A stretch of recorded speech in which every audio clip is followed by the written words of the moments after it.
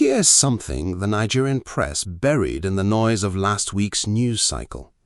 The man who stood beside Bola Tinubu on a campaign platform in 2023, the man who once called him a divine instrument of change, the man whose theological credibility lent moral weight to that presidential bid, has now looked directly at the Nigerian presidency and said in plain, unsparing language, "You are punishing the poor while dining with criminals." That is not the language of political opponents. That is not the language of the opposition. That is the language of a former ally, a pastor who prayed for this presidency, a man who knows the corridors. So the question is not whether Pastor Tunde Bakare is right or wrong. The question every serious Nigerian must ask is this: what does a man who was inside the tent see that those of us on the outside have only been guessing at? Stay with us, because the answer changes how you read everything that comes next. Before we go any further, if you are new to this channel, welcome.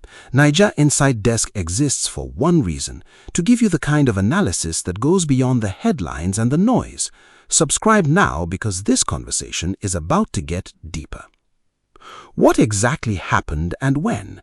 In a sermon delivered to his congregation at Citadel Global Community Church in Lagos, Pastor Tunde Bakare issued what can only be described as a moral indictment of the Tinubu administration. He did not use the measured language of a diplomat. He did not offer the kind of constructive criticism that politicians can absorb, repackage, and ignore. He posed a direct, scorching challenge. How can you punish the poor through economic policies that strip them of their purchasing power, while the people around you, the people you are seen with, the people you protect, are criminals by any honest definition? The timing matters enormously. This sermon did not come in a vacuum.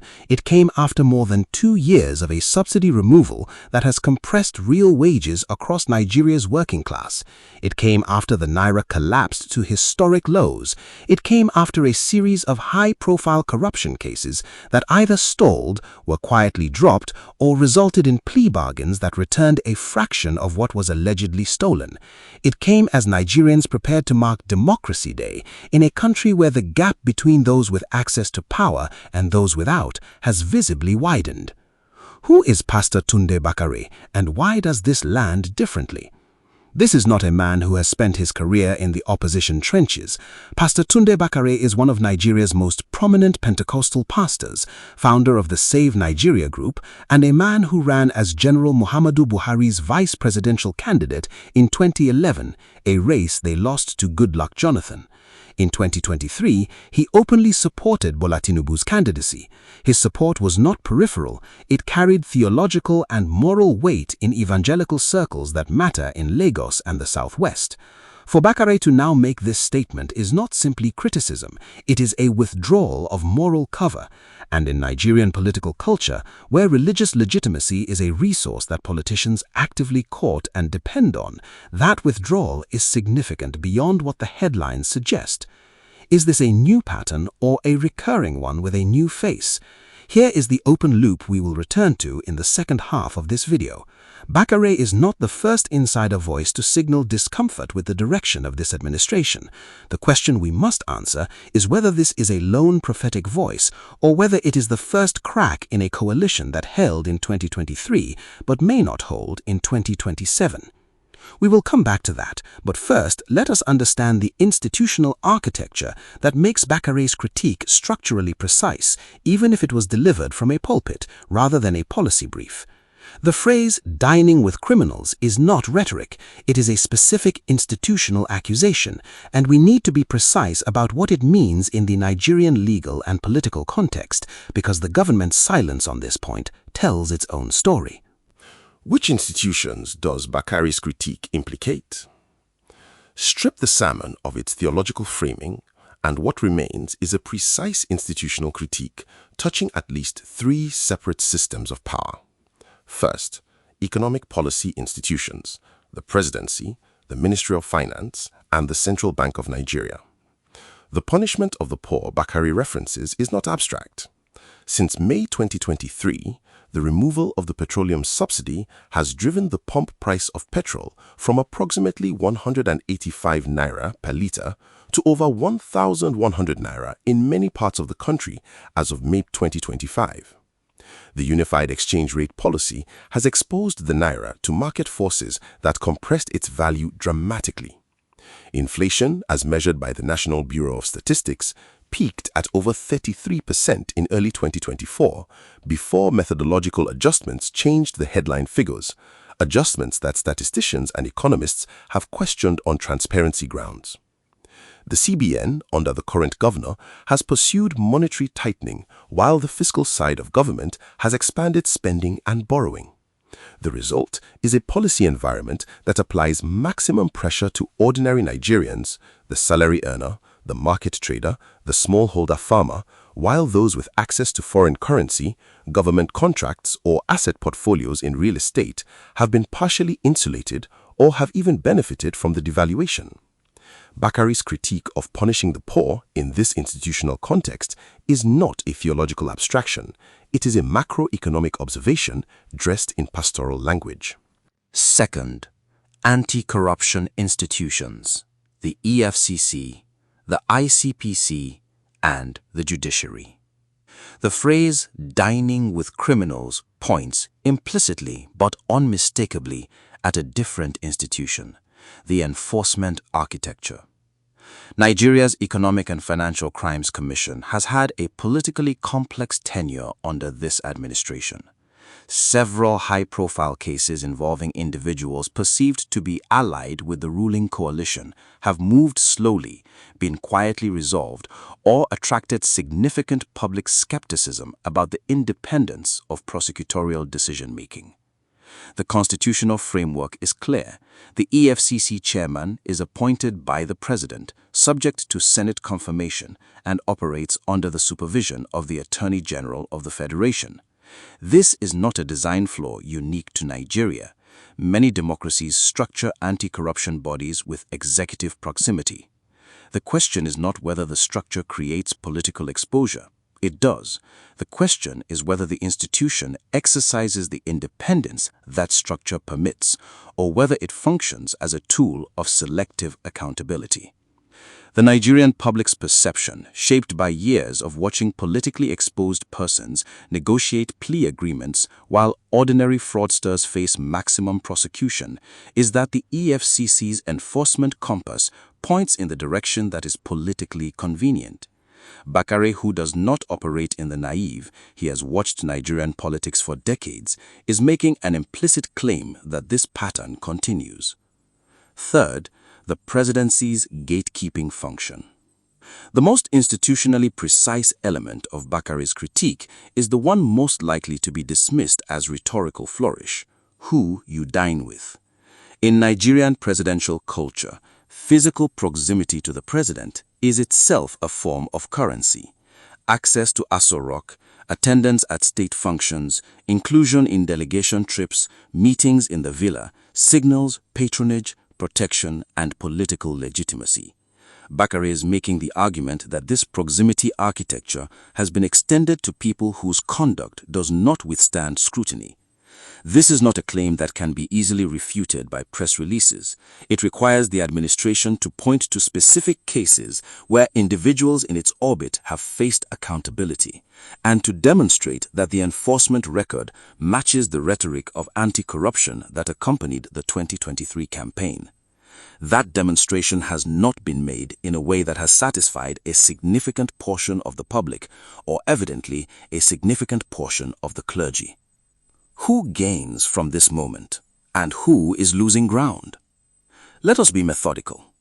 Bakare's sermon is a political event, whether he intended it as one or not. A man of his stature does not make statements of this clarity without understanding the political terrain. So let us read it as a strategic actor would. Who gains? The opposition, Labour Party, PDP, NNPP, and whatever configuration the 2027 field assembles, gains a moral endorsement they could not have purchased.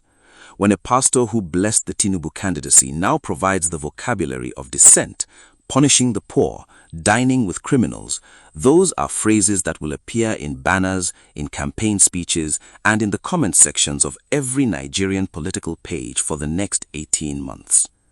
The Lagos civil society space gains a theological anchor for critiques that had been dismissed as politically motivated. Bakare is not Serap. He is not Enough is Enough Nigeria. He is not Omoyole Sowore. He is a figure whose base includes exactly the kind of middle-class, evangelical Southwest voter that made Tinubu's 2023 margin possible. Who loses? The Tinubu administration loses something that money cannot replace: the moral narrative of reform and sacrifice being shared equally. The administration's messaging since 2023 has leaned heavily on the idea that subsidy removal, currency unification, and economic pain are necessary medicine, short-term sacrifice for long-term structural health. That narrative requires a perception of shared burden. When a credible voice like Bakare says explicitly that the burden is not shared, that the poor are paying while others are protected, that narrative collapses. The APC's Southwest political machine also takes a hit. Bakare has significant followership in Lagos, Ogun, and across the Southwest Pentecostal constituency. His disaffection signals that the coalition of 2023 is not automatically the coalition of 2027. What does this signal for 2027? Here is where the analysis gets structurally important. The 2027 presidential election is not simply a question of which candidate runs. It is a question of whether the Tinubu coalition, which was assembled from the Southwest APC base, significant sections of the Northwest, and a contested but real share of Middle Belt and minority votes, holds together or fractures. Coalition fractures in Nigerian elections do not always happen through formal defections. They happen through enthusiasm gaps, through religious leaders who do not campaign, through traditional rulers who are suddenly unavailable, through the quiet withdrawal of moral cover. Bakare's statement is, at minimum, a signal that the enthusiasm gap is opening in a community that the administration needs. Which political zones are shifting, and why? The Southwest is watching this moment closely. The APC's dominance in Lagos, Ogun, and Osun has been built on a combination of machine politics, business elite alignment, and religious legitimacy. All three of those pillars require maintenance. Machine politics requires delivery, and the cost of living crisis has strained that delivery story. Business elite alignment is complicated by forex instability and the uncertain regulatory environment for private sector operators. And now, religious legitimacy is being publicly questioned by one of its most prominent custodians. This is not a collapse, but it is a structural warning signal that any serious political analyst must register. Who is conspicuously silent, and what does that silence communicate? Watch the response from the APC leadership in the Southwest. Watch whether any prominent pastor in Bakare's network publicly defends the administration. Watch whether the presidency attempts a theological rebuttal, which would be politically dangerous, or chooses strategic silence, which carries its own cost. Silence from allies in the face of moral criticism reads in Nigerian political culture as tacit agreement. Here is what this is not. This is not simply a pastor being political. Bakare has spent his entire public career framing his interventions in terms of prophetic accountability, the idea that religious leaders have a civic duty to speak truth to temporal power. The question is not whether he is sincere. The question is whether sincerity in this political environment is enough to produce the accountability he is demanding. How does this read from outside Nigeria? This section requires precision. The Bakare sermon, taken in isolation, is a domestic Nigerian story, but it sits within a continental and international context that shapes how it is received and how it matters. Nigeria's international credibility under the Tinubu administration has been a mixed picture. On the continental stage, Tinubu's ECOWAS chairmanship, particularly his handling of the Niger coup response in 2023, was watched closely by regional partners. His eventual pivot away from military intervention was read as pragmatism by some and as weakness by others. What is clear is that Nigeria's ability to exercise continental leadership is directly proportional to the perceived legitimacy and stability of its domestic governance. When prominent voices inside Nigeria question the moral basis of the administration's economic management, that erosion of domestic legitimacy has an external refraction. International investors, the IMF, the World Bank, bilateral development partners track not just macroeconomic indicators, but the political conditions that determine whether reform programs will be sustained. A government facing visible internal moral dissent from credible quarters is by definition a government whose reform sustainability becomes a more difficult investment thesis. For the Nigerian diaspora in the UK, the United States, Canada, and South Africa, Bakare's sermon resonates differently but no less powerfully. Diaspora Nigerians who supported the Tinubu candidacy, and a significant segment did, particularly in Southwest-aligned communities abroad, are watching whether the sacrifice they were asked to endorse in 2023 is being equitably distributed. Bakare's public statement gives voice to doubts that many diaspora Nigerians have been holding privately. Let us steelman the administration's position seriously. The strongest version of the government's counterargument is this: no reform program in Nigerian history has successfully managed the political optics of economic pain in real time. Every administration that has attempted to remove the fuel subsidy, Obasanjo in 2003, Jonathan in 2012, faced the same public backlash, the same moral outrage, and ultimately reversed course, leaving the structural problem intact for the next government to inherit. The Tinubu administration's defenders would argue that by refusing to reverse course, this government is doing the structurally correct thing for the first time in decades, absorbing short-term political pain to produce long-term macroeconomic stability. They would point to foreign reserve improvements, the return of international capital flows, and Nigeria's improved credit standing with multilateral institutions as evidence that the reform trajectory is producing real results. They would also argue that Bakare's critique, however sincere, lacks a specific alternative. It is morally forceful but policy thin. What precisely is the pastor proposing? Reinstate the subsidy? Return to multiple exchange rates? These are not options without their own enormous costs, costs that the most vulnerable Nigerians would ultimately bear. This is a serious argument.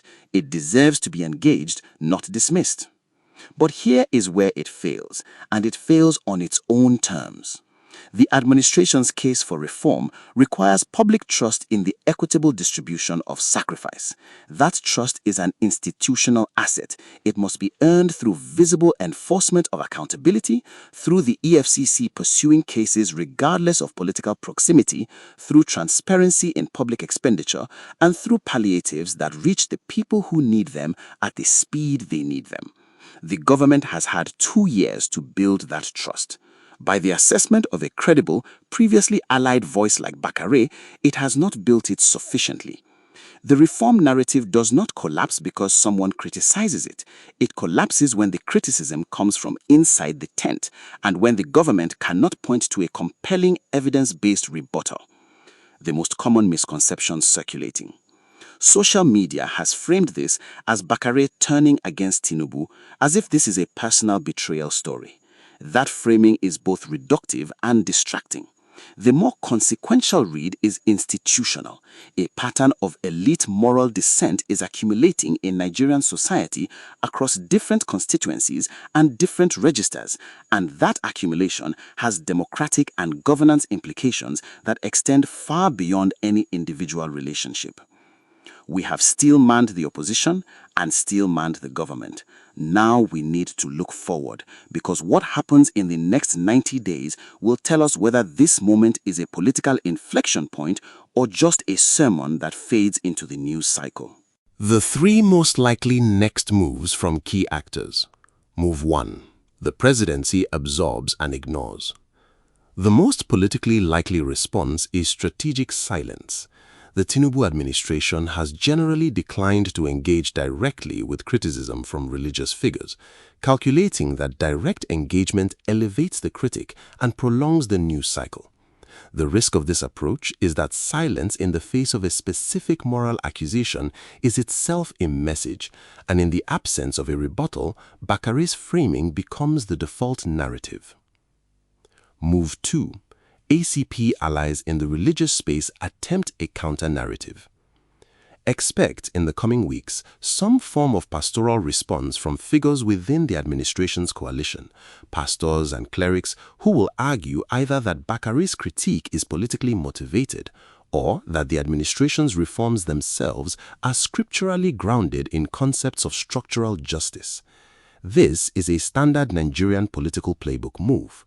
Watch whether it generates traction or whether it simply confirms the perception of a government managing its religious public relations rather than addressing the underlying substance. Move 3. Bakare escalates. Bakare has a documented history of escalating beyond the pulpit. His Save Nigeria group activism under Jonathan, his 2011 vice presidential campaign, these were moments where pastoral rhetoric became civic action. The question is whether this sermon is a standalone intervention or the opening of a sustained public campaign. If Bakare moves from sermon to press conference, from press conference to coalition building with other civil society actors, that changes the political calculus significantly. What signals should you watch for? Watch the EFCC's case progression on high-profile politically exposed persons in the next 60 days. If prosecutions accelerate, that is the administration trying to rebuild credibility on the accountability dimension. If they stall or produce plea bargains, that will be read as confirmation of Bakare's dining with criminals charge, regardless of the legal specifics. Watch the 2027 primary season positioning among Southwest ACP governors. If any begin to publicly distance themselves from the presidency's policy direction, that is a structural fracture beginning. Watch the protest calendar. The VDM-led Democracy Day demonstrations have already shown that street-level discontent has organizational infrastructure. Bakare's moral framing provides that discontent with a new register of legitimacy. The 12-month and 3-year impact scenarios. In 12 months, if current trajectory holds, the administration faces a convergence of pressures. The election cycle beginning to heat up, the economic adjustment producing insufficient visible relief for the bottom quintile, and a widening coalition of credible dissenting voices. That convergence does not automatically produce electoral defeat. Nigerian elections are not decided by sermon metrics, but it does produce a legitimacy environment that makes governing harder and political alliances more expensive to maintain. In 3 years, the scenario depends entirely on whether the macroeconomic reform story produces a living standard recovery that reaches the people Bakare is speaking about. If it does, the moral critique becomes a footnote. If it does not, the accumulated legitimacy deficit becomes the defining story of a one-term presidency. Earlier in this video, we asked whether Bakare is a lone prophetic voice or the first visible crack in a coalition. Here's the answer this analysis produces. He sees the gap between the public reform narrative and the private political reality. He sees a government that has made the correct structural economic decisions in theory while failing to enforce the political accountability that makes those decisions morally defensible. He sees palliatives that were promised and delivered late or partially. He sees proximity to power being extended to people whose conduct has not been publicly scrutinized. And he sees, this is the part that carries the most political weight, a population being told to sacrifice while the people around power are not visibly sacrificing anything. This is not a verdict on the Tinubu administration. It is an assessment of where it stands from the evidence available. Reform without accountability is not reform. It is restructuring of who bears the cost. Whether this administration can close that gap by 2027 is the central political question of the next 36 months in Nigeria. Pastor Bakare's sermon will not decide that answer. Nigerian voters will. The question I leave you with, and I want you to take this to the comments, is this: Can a government with a legitimate economic reform agenda maintain democratic credibility if its enforcement record is perceived as selective? And has any Nigerian administration historically managed to pull that off? Pushback. Correct where I have it wrong. Extend this analysis where I have fallen short. That is the only reason this channel exists. If this analysis gave you clarity, not agreement, clarity, share it with one person who needs to understand what is actually happening. Like, subscribe, and I will see you in the next one.